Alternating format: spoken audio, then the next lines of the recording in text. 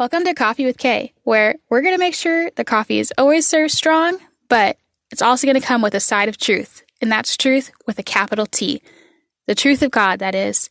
I'm here to equip and encourage you, Saint. Yep, that's right, you. And if you're not familiar with the sainthood, I want to teach you what it is, and I want to invite you to the family. So, let's get right into it. Monday, happy days. Tuesday, Wednesday, happy days. Thursday, Friday, happy days. The weekend comes, my cycle hums, ready to race to you. Monday, happy days. Tuesday, happy days. Monday, happy days. Tuesday, happy days. So the weird thing is, and I guess this is a great thing. This particular church did an amazing job of that. Like Wow. I was really, really close with one of the guys on staff, his wife, and her and I mean, we had play dates and we chatted all the time, and they did this really, really well. And we confided in each other. Like, I told her about my marriage and she told me about her marriage, and we like really connected in that way. And she would encourage me, and it was great. And so she encouraged me to seek counseling. But she encouraged me to seek counseling only within the church, which is, that's fine. But I think, oh my gosh, It's okay. it's in, baby. Go in there. I'm on a phone call. Okay. Have Bubba open them. Go in there. Watch a show. Oh my gosh. The best thing, is having older kids. My oldest is about to be 4, and I'm like, just wait till you can like wipe your own bottom and then help your sister. Guys, I'm gonna be like on a roll. I'll be able to do anything. Yes, it's the best. Honestly, like they've started waking up together because I got them bunk beds and transitioned Hudson out of a crib and into a normal bed. They wake up together and they just play. Like a week ago or so, they just woke up and started playing. And I woke up at like 8:30 and was like, where am I? What's going on? Hey, that is a blessing. I know it was like, I love it. And they help each other all the time. Like they're good brothers. Good. But okay. So, the church did this really well. They encouraged us to seek counsel only within the church. I've been to therapy for my phobias in the past. And so my first thought was to find somebody outside of the church who was, like shared the same beliefs that we did and was going to view things from a Christian perspective. But it was weird. It was very weird. And it made me feel like it was a power move also to keep things within the church. Like they wanted to keep it quiet kind of.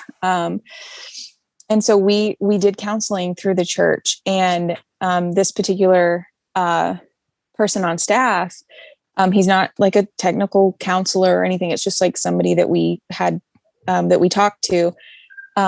He was great, and he was helpful, and he asked us questions, and he like poured into us. The problem with the pre-divorce stuff is that my ex-husband lied. In counseling. So, and he lied to his, the people that were trying to keep him accountable in his marriage. If he's lying, they have no reason to be prying. You just have to trust that he's going to tell the truth to his people that are his accountability partners, and his circle. But that was the issue, was like, they did it really well beforehand. And so I then expected things to be okay after, because they all knew like the depths of our marriage. They knew how much I was struggling and hurting. They knew how much even this friend of mine, I told her, I think that he might be being unfaithful, but I'm not sure. And I'm too afraid to ask. And so she knew that I was hurting. And then I think the way that they reacted made it worse after, because they knew. Yeah. If they didn't know, at least I could be like, well, they didn't know, they didn't really know the depths of our marriage, but they did. And I think it was really, they did a really great job before, like pouring into us and making sure we were good. And they'd check in once a week and see how our marriage was doing. And we'd have play dates, and she would reach out and really just like pray with me and stuff. And that was great. But it was the after that was just completely like opposite. Oh man. But yeah. And I think you can't have one without the other. Like you have to do them both really well, which is hard because we're human. Right.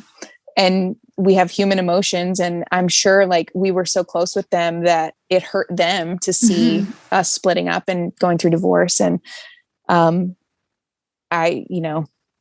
as much as their emotions are human, they're also like our pastors. So they have to be both. And I'm sure that's really difficult. And I don't know what that's like to walk through, but yeah, that was a very long answer to your question. No, that's great. And it's like, that kind of threw me for a loop too. And so like, that's awesome that they had those precautionary steps. And it would be interesting to just kind of understand like what happened, like why did this happen afterwards? I feel like that would be such an interesting conversation to have, like, even if it happens in heaven for you, of just, having that understanding.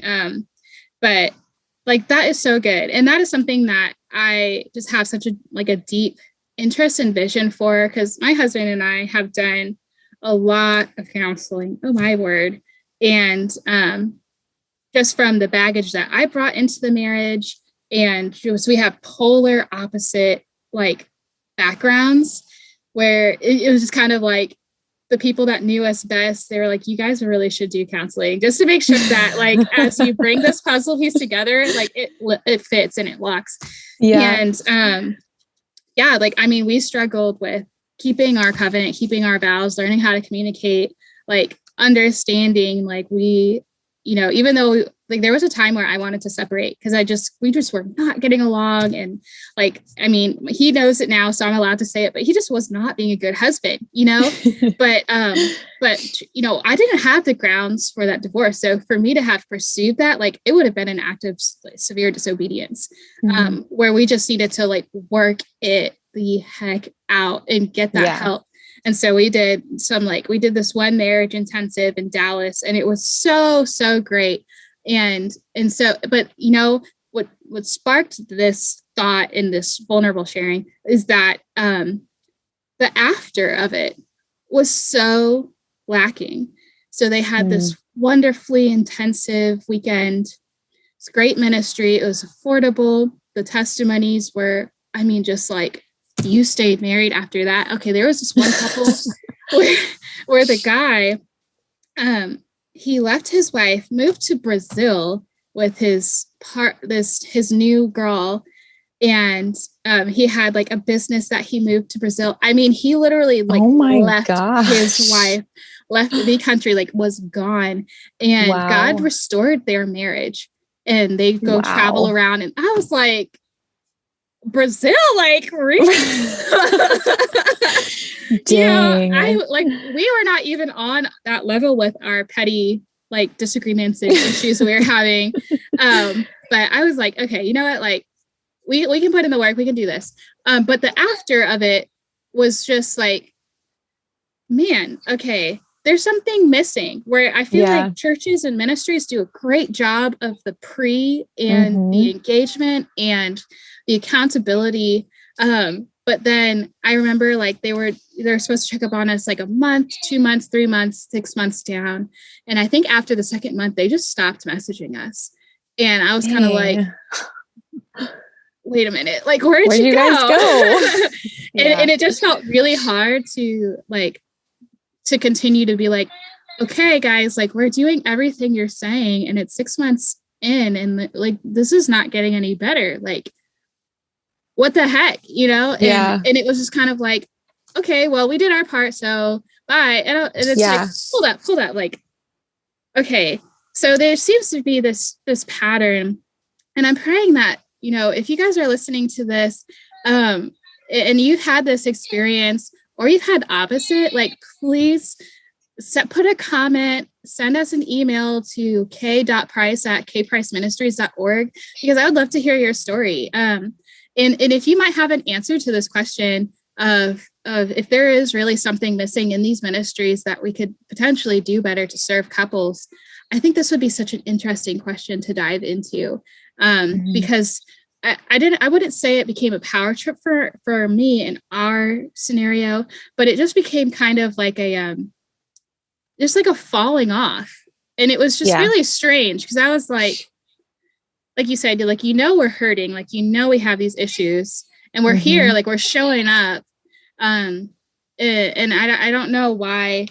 It made it seem like we weren't important enough, Yes. and I don't know.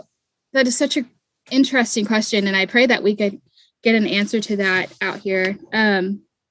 But the praise of it is where people fall short, like, God picks up the slack. Yeah. And I mean, just slam dunks it. And that's what I'm so grateful for, because I feel like that is what, happened for us in our marriage, where there just got to be a point where I was like, you know what? Like, God is my mighty counselor. That is what Isaiah says. And it's there for a reason. Like, he is the mighty counselor. He is the best counselor we could ever have.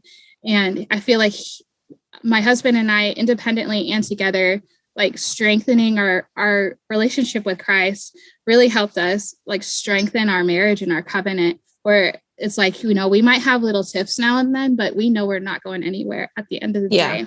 And, people might have failed us in this ministry, but we know that, like, God picked up the slack, and he's going to always be there for us. And so can you share, like, what life looks like for you now? Like, how has God been helping, like, to continue teaching you his truth, and, like, picking up that slack and continuing carrying you forward? Gosh, I think just this entire season of my life has been God. I listened to this podcast. I can't remember what it was, like, what podcast it was or who did it, but she talked about how when God doesn't want you to be somewhere and you disobey by staying after he's told you to go, he will pluck you, and it will be more painful than if you had just left in the first place. And I feel like that's the season that I'm in. Like, it's my child is crying outside the door. I'm sorry. Baby. Hi. What do you need? You fell down. Oh. Okay. Can I give you a kiss? You're better? Okay. You go watch your show? Okay. Well, my life looks a lot like that.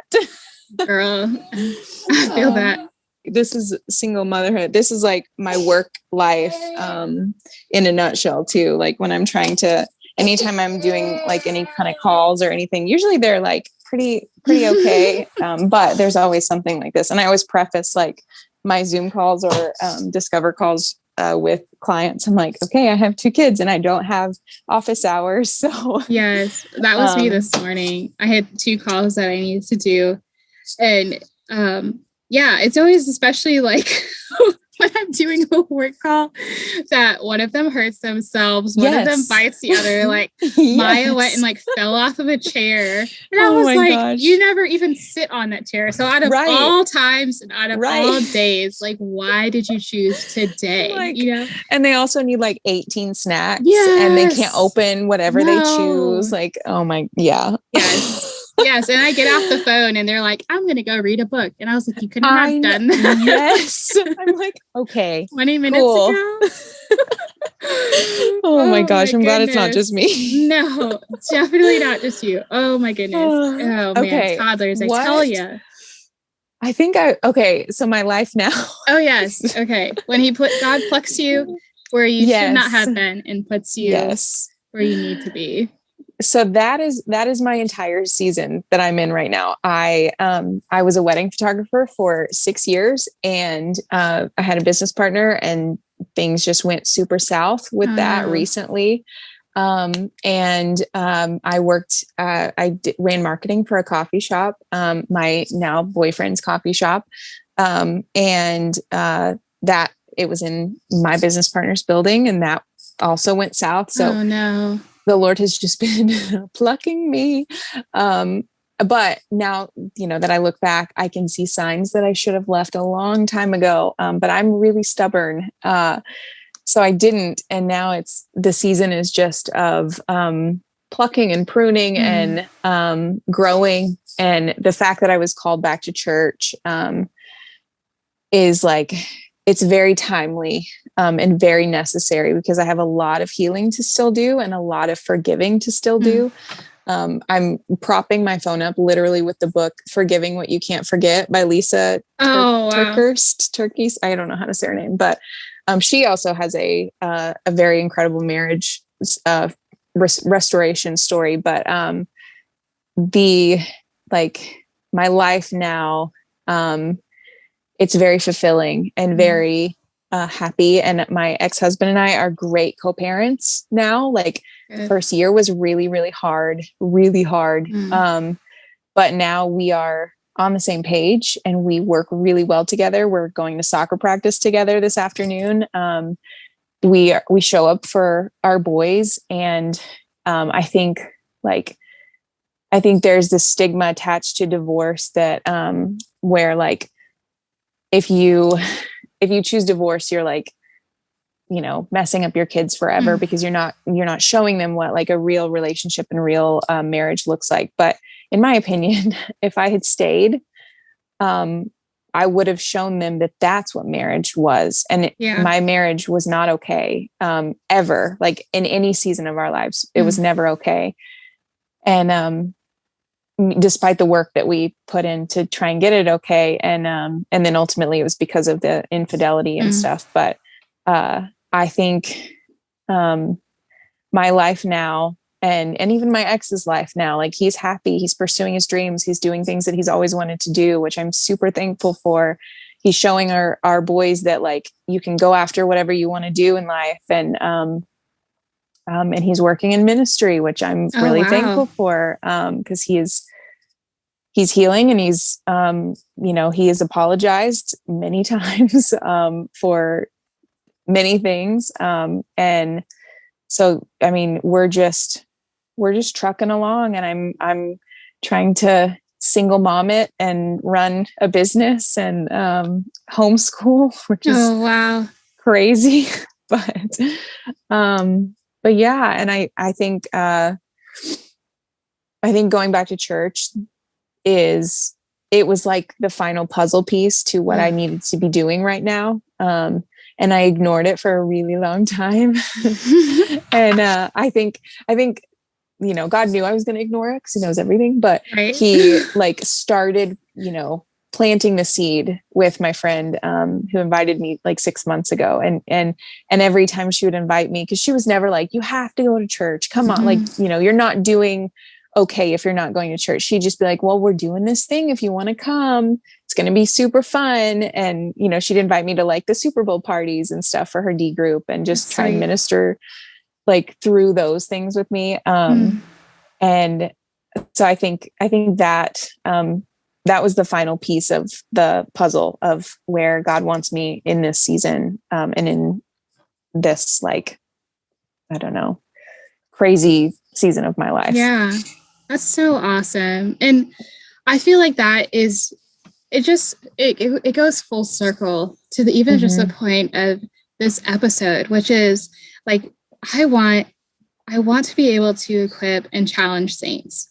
So people listening, where maybe like you are in the group where you didn't do a good job for a friend that was suffering or carrying a burden, and you really might need to go repent and like ask for their forgiveness and apologize.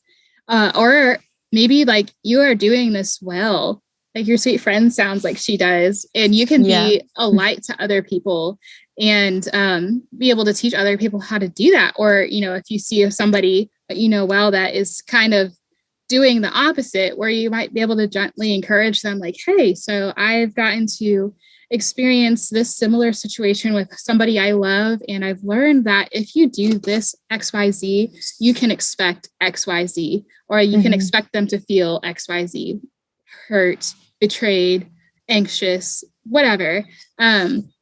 And so I just love hearing that, man, just that love that your friend shared and is sharing with you. And that is what marks Christians, is our love, that we are there to share Christ's love and love our neighbors as ourselves. Is the second greatest commission, is to share the gospel and to love. And that was, the point of this conversation, is to share in this circumstance, in this topic that is fairly divisive in the church, or just swept under and not really acknowledged as a problem, or is just very like judged and condemned, when first off, unless you're involved, it's really none of your business. And it's all of your business is to pray and to like pray for that couple, that people would come and surround them with love like you had, and accountability and mentorship and ministry. Like that is your business, is to pray, not to pry. But then also to be able to know how to act, afterwards or during that, or not being like, oh, I wonder what happened. Where is her husband? Blah, blah, blah. Yeah. It's like, you are Amanda. And, like when we met you at the coffee shop, I would not have known that you were mom. I didn't know that you were like, you were just a person. And through just that first initial sentence, like when we engaged with you, like I could just tell, like, oh, she's got the Spirit in her. Like this is a sister in Christ. And I don't know anything else about her. And I think the first thing I asked, I had noticed that you had a camera on the bar. And so I was asking about your camera, and then you were telling me about it. And then you had a picture up on your computer that popped up. And then it just kind of continued on from there. And then you got to just share who you were from there. And it just makes me think, like, what if we looked at people not for their, their burdens or their troubles or their differences, but just like looking at them as a person, like in the eye, just getting to see them and like acknowledge them as somebody made in the image of God, and how much that could change how we might minister to others and like love one another. And so like, praise God that he's like redeeming your story right now through that trial and that suffering. And there are countless instances in the Bible. I'm just reading in Hebrews right now, even in Hebrews 10, that something that I can flip to right now. I just read it this morning, that like our trials produces steadfastness in our faith. So Hebrews 10:32, it says, but recall the former days when after you were enlightened, you endured a hard struggle with suffering, sometimes being publicly exposed to reproach and affliction, and sometimes being partners with those so treated. For you had compassion on those in prison, and you joyfully accepted the plundering of your property, since you knew that you yourselves had a better possession and an abiding one. Therefore, do not throw away your confidence, which has a great reward. For you have need of endurance, so that when you have done the will of God, that you may receive what is promised. And so it was a reminder to the Jews who were struggling with their conversion and wanting to go back to old ways and old habits. That this was a reminder that you have gone through so much, and you will continue to go through so much hardship, suffering. And it continues in Hebrews 11, giving testimony to the martyrs of the faith who've been brutally killed, defending the Bible, defending the faith, defending Christ. But that suffering produces steadfastness, and that steadfastness endurance. And our endurance in this race that we need to like keep our strength for is getting to heaven and knowing that is where our eternal promise lies. But like while we run the race, God still has blessings for us, and he's still always redeeming our story. And I think that's just what's so beautiful about yours, is that like you answered the call, you answered his call, and like he is giving you answers to that, like to that obedience and allowing you to co-parent like with your ex. That's so wonderful, because I think that is it's so true, like what you said, coming from a kid whose parents were separated, and my parents did not co-parent. Like they were not even allowed near each other in the same driveway. Like the cops were called on each other. So it was so embarrassing. I can't even imagine. And so it makes such a huge difference, even if like, my parents' marriage didn't work out, but they are still showing each other respect. They're still showing each other like that they care for me and value, and you value your kids and you value your time, and you're providing for them and stuff. And like, that is such a testament even to your motherhood and even to your marriage that didn't work out, I feel like, because you guys are still doing what you need to do to raise healthy kids. Yeah. And bring them into the world prepared, but knowing that they're loved and cherished and made in the image of God, which is like the most important thing. Yes. And so I just have noticed that getting to know you on social media, and it's been so encouraging for me and just so beautiful. And so I'm just like so thankful that you took the time to have some coffee and hang out with me and share your story. Because I just would love to be able to encourage even just one person out there, no matter which side of the fence they're sitting on in this type of scenario. And then, of course, giving all glory to God at the end of the day, that he is so good and faithful to his children, and that he will take the broken, hard, horrible things that happen to us and he makes them new. And at the end of the day, like, he is going to redeem our brokenness when we get to heaven and when the new earth comes. Like, he's recorded and logged every tear that's fallen and every heart that's broken, and like, he is going to answer to that someday, and that we can always look forward to that hope when that day comes, but that we can continue to look forward to those messages and that love he gives us in the meantime. And so I just, thank you so much, Amanda, for sharing with us. And if you could, if you would mind sharing some resources or like books that you found really helpful in this process, in this journey, that we could share with listeners. Gosh, let me think.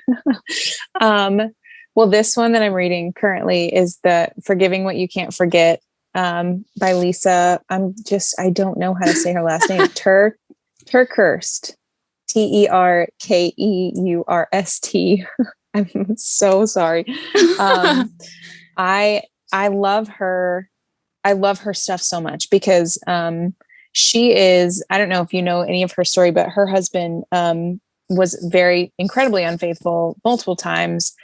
He had, I believe, a gambling issue and some other really big issues. And she, in the same year, she was diagnosed with breast cancer. Oh my word.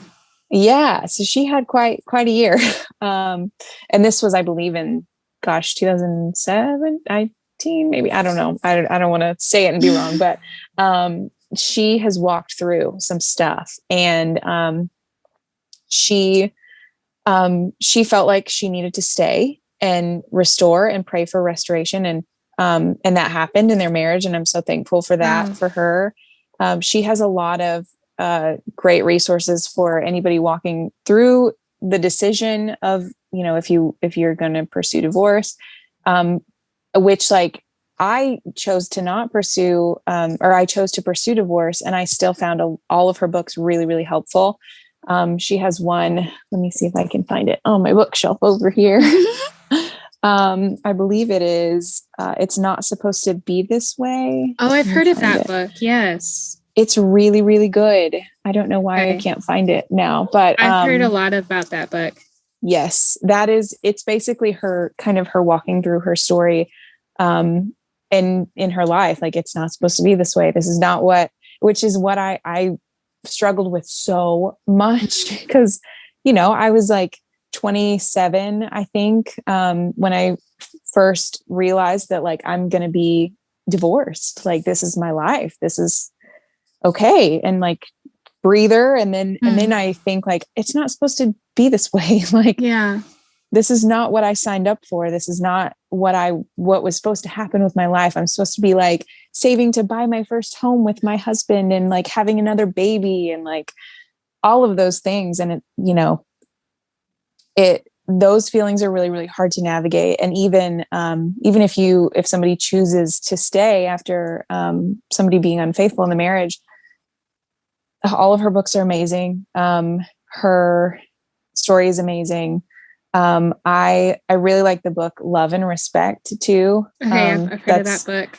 It's really, really good. It's very eye-opening. I actually read it after my divorce, and then I had to call my ex and be like, I am so sorry because I did things in our marriage that were not respectful. Yeah.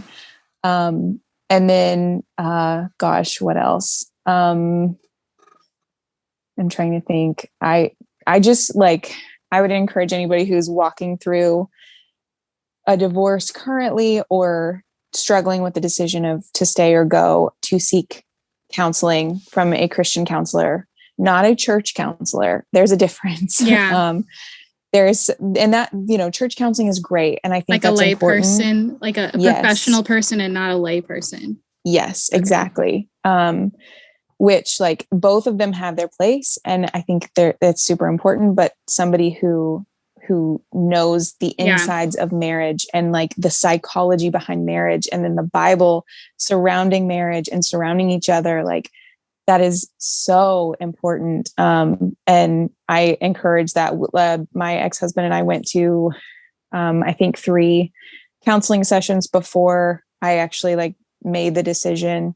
And the counselor was a Christian counselor, and he was very supportive and very like, he was like, you biblically have a right here, and this is what you're up against if you choose this, and this is what you're up against if you choose this, and we'll walk through it together. And but yeah, I think just also making sure you have a community of people who are not going to just jump on the train of like, telling you what to do, or like emotionally telling you what to do. Yeah. Like, because as a friend, if my best friend called me and she said her husband was unfaithful, my first instinct is to be like, oh, what? No, like leave him. But as a Christian friend, that's not what I'm called to do. I'm called to minister and speak truth and ask questions and love and pray and all of those things. And that is such good advice. I love that, because that is the absolute truth. You're absolutely right. So as are awesome. I will have these books listed in what do you guys, I'm new to the podcast world, so I think you call them show notes. Show notes. Yes. I'll have them linked in the show notes, and my show notes will come from my Amazon shop. If you guys have not visited my blog before, my pages before, this is one of the ways that I support my ministry, is through my Amazon affiliate storefront. So I have a little library, and these books will be linked in my library as well, so you can always have access to them. And I would highly recommend, honestly, that you read any of these, no matter what you are not going through, because I've personally heard of 2 out of the 3 books. And Love and Respect has been on my list for 2 years, and I haven't gotten around to it yet. Yes. It is like, I swear, we go to counseling and they'll be like, have you read Love and Respect yet? And I'm like, yes. Gosh, no. Like, oh, I know. Okay, well. I know. So if you're going to get married and you're engaged, you might as well just read Love and Respect before you walk down the aisle, and just get that out of the way. Yep. It's honestly, it's so good for like, I mean, it comes at it from a marriage perspective. So he references like husband, wife, but I have been able to take a lot of it into like my business relationships as well. Especially like as a woman, and like if I have a client who's a man, like, being like, so much sense. Yeah. So that book is phenomenal. I highly recommend. I would never even have thought about that from like a business mindset. I have recently thought of that, where you have to talk to men and women differently. But that's such a great point. So y'all entrepreneurs out there, make sure you read this book too. So, man, I just want to thank you so much for giving us your time today and just being so willing to share your story. And I am just praying that this message is heard well by open ears and open hearts that would take this and receive it. Guys, this is great stuff. And I'm just so grateful.